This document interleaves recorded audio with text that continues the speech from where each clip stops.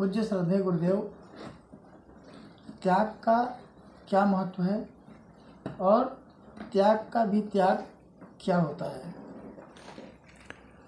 ओम या देवी सर्वभूतेषु दयारूपेण संस्थिता नमस्तस्यै नमस्तस्यै नमस्तस्यै नमो नमः। या देवी सर्वभूतेषु स्मृतिरूपेण संस्थिता नमस्तस्यै नमस्तस्यै नमस्तस्यै नमो नमः। ओम शांति शांति शांति ओम।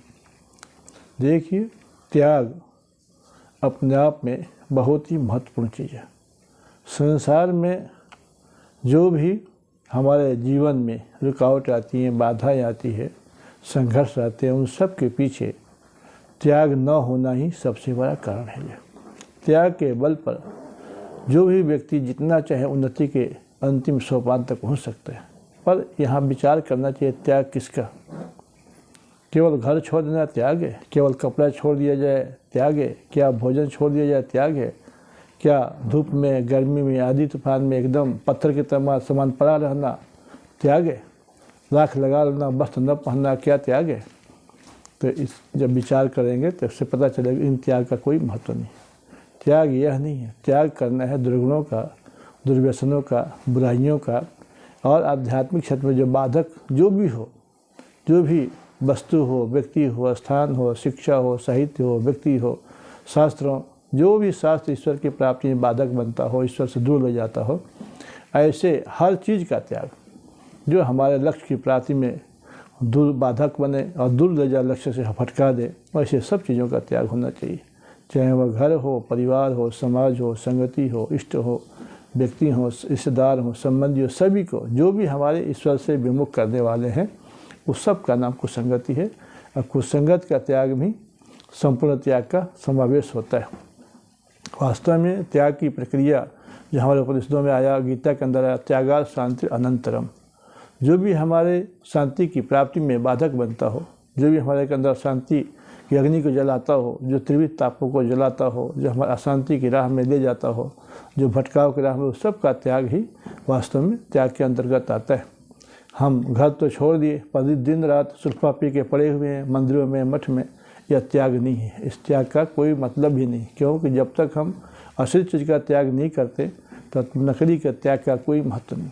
इसलिए हम घर में रह करके भी यदि बुराइयों से दूर रहते हैं, बुराइयों को त्याग करके चलते हैं, जीवन को पराधीन नहीं स्वाधीन बना के चलते हैं, दुर्गुणों से समझौता न करके बिल्कुल कटाव करके चलते हैं, हट करके चलते हैं, तो गृहस्थ में रह करके भी हम बहुत बड़ी उपलब्धि प्राप्त कर सकते हैं।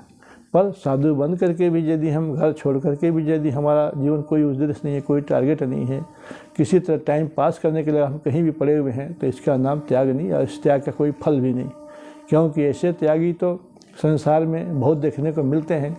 इसीलिए त्याग के अंदर आता है कि हम त्याग के जो भी बाधक चीज़ें हमारी उन्नति में, तप में, साधना में, संयम में, सादगी में, उन्नति में, वो सभी बाधाओं का त्याग करके हमें आगे बढ़ना है, कट्टर बनना है, दृढ़ निश्चयी बनना है, और अपने जीवन को द्वंद्वों से ऊपर उठना है। क्योंकि द्वंद्वों का त्याग ही वास्तव में त्याग कहा जाएगा। और द्वंद्वों का त्याग ही, द्वंद्व किसे कहते हैं? द्वंद्व कहते हैं जोड़े को। जोड़ा किसे कहते हैं? सुख और दुख, मान और अपमान, हानि और लाभ, जीवन और मृत्यु, गरीबी और अमीरी, शिक्षा अशिक्षा, जो भी मतलब द्वंद्व हैं, जोड़े हैं, एक दूसरे के प्रतिकूल हैं, उन सब से हमें अपने को ऊपर उठाना है। क्योंकि जब तक साधक इन द्वंद्वों से, इन बाधाओं से, इन उलझनों से ऊपर नहीं उठेगा, तब तक मंजिल तरफ जाने की सोच भी नहीं सकता। क्योंकि ये तो साधक को, आत्मा को हमेशा दबा कर रखते आए हैं आज तक, और अभी भी दबाए हुए हैं, और भविष्य में भी दबाए रखेंगे। यदि हम इन्हीं को महत्व देंगे, मान अपमान को महत्व देते रहेंगे, सुख दुख को महत्व देते रहेंगे, और हर्ष और शोक को ही महत्व देते रहेंगे, तो हम इन्हीं में पड़े रहेंगे। इससे ऊपर कैसे उठेंगे? तो इनसे ऊपर उठने के लिए त्याग चाहिए। और त्याग का मतलब है कि हमारे जीवन में जो आश्रित शक्तियाँ हैं, जो दुर्गुण हैं, दोष हैं, द्वंद्व हैं, महंत बन गए, संत बन गए, साधु बन गए, फिर भी अगर हमारे बदले दिल में बदले की भावना है, प्रतिशोध की भावना है, बदला निकालने की भावना है, दुश्मनी साधने की भावना है, तो त्याग नहीं हुआ।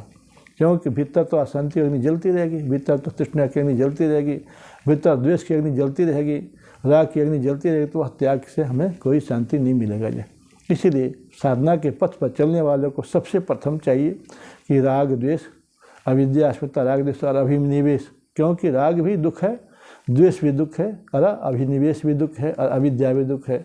तो समस्त दुखों का जो मूल है, जननी है, माता पे है, वह अविद्या है। अविद्या के ही कच्चे बच्चे संसार में सारे दुखों का जो मूल है वो अविद्या ही है। अविद्या के ही कच्चे बच्चे सब दुख हैं, और अविद्या का त्याग में त्याग का भी त्याग है। पर हम त्याग करके भी यदि अभिमान करते हैं किसी चीज़ का कि हम बहुत बड़े त्यागी हैं, हमने ऐसा लात मार दिया कि हमें याद ही नहीं आती, पर लात मारने का भी यदि अभिमान है त्याग के बाद, तो वह अभिमान मतलब बचा हुआ है, अभी हमारा त्याग अधूरा है। जब हम सब कुछ त्यागने के बाद भी यदि हम त्याग का अभिमान नहीं करते हैं और सब अपना साधना में बाधक समझ कर त्यागे हैं, तो उसका अभिमान भी नहीं करना चाहिए। जैसे कोई व्यक्ति बाथरूम जाता है और हाथ धोकर के अभिमान करे कि मैंने हाथ धो लिया, तो ये उसकी अज्ञानता है, यह कोई कहने की चीज़ नहीं है, इसका अभिमान करने का विषय नहीं। इसी प्रकार से कोई अपने इष्ट की प्राप्ति के लिए, मंजिल की प्राप्ति के लिए यदि दुर्गुणों को त्याग दिया, बुराइयों को त्याग दिया, बाधाओं को त्याग दिया, तो वह त्याग का अभिमान का विषय नहीं, वो तो अपने इष्ट की प्राप्ति के लिए किया। और जो भी व्यक्ति कुछ ऊंचा उठना चाहता है, ऊंचाई में जो बाधक चीज़ें हैं उनको त्याग करके चलता है, और वह त्याग सार्थक होता है। इसीलिए त्याग का भी त्याग क्या है, हम अपने त्याग करने के बाद भी त्याग का अहंकार को भी न पालें। यदि हम त्याग के अहंकार को पाल रहे तो त्याग अधूरा है, अधूरा त्याग कल्याणकारी नहीं हो सकता। इसीलिए उन स्थान को, उन वस्तु को, उन किताबों को, उन साहित्य को, उन घटनाओं को, उन बातों का, उन व्यक्तियों का हमें त्याग करके हमेशा चलना है, जिससे हमारा मंजिल प्राप्त हो। और जो हमारे मंजिल में बाधक हों उनसे कोई समझौता नहीं करना है, तभी हमारा त्याग सार्थक होगा, उन्नत होगा। इसलिए हम हर व्यक्ति को त्याग के पथ पर चलना चाहिए, क्योंकि त्याग ही व्यक्ति को ऊंचा उठाता है। जितने ने महान पुरुष हुए वो त्याग से ही महान बने। त्याग किसका? स्वार्थ का त्याग, अज्ञानता का त्याग, अहंकार का त्याग, बुराइयों का त्याग, आंतरिक जो दुश्मन है, काम है, क्रोध है, लोभ है, मद है, मत्सर है, जो जन्म जन्म से पीछे लगे हुए आत्मा को चैन से नहीं सांस लेने दे रहे, उन सभी से पीछे छुड़ाने का नाम भी त्याग है। और वह एकदम कठिन है, एकदम आसान नहीं है, एक दिन में होने वाली चीज़ नहीं है, एक घंटे की चीज़ नहीं है, इसमें जन्म जन्म लग जाते हैं। इसका मतलब है कि हम निराश हो जाएं? नहीं, निराश नहीं होना है, हार नहीं मानना है, समझौता भी नहीं करना है, प्रयास करना है, क्योंकि प्रयास में बहुत बड़ी शक्ति होती है। जब व्यक्ति जो चाहता है वही प्राप्त कर सकता है, पर वही जो आदर्श में न पड़ा रहे, जो कर्मठ हो, पुरुषार्थी हो, तत्पर हो, अभ्यासशील हो, निरंतर अभ्यास बना रहे उसका, जो कभी रुके नहीं, झुके नहीं, हटे नहीं, भटके नहीं, वह मंजिल प्राप्त करके ही रहता है। और जो चाहे व्यक्ति जीवन में पा लेता है, जो चाहे व्यक्ति कर सकते हैं। इसीलिए बुराइयों से समझौता न करके बुराइयों को मिटाने का हर संभव प्रयास हर किसी को करते रहना चाहिए। इति ओम।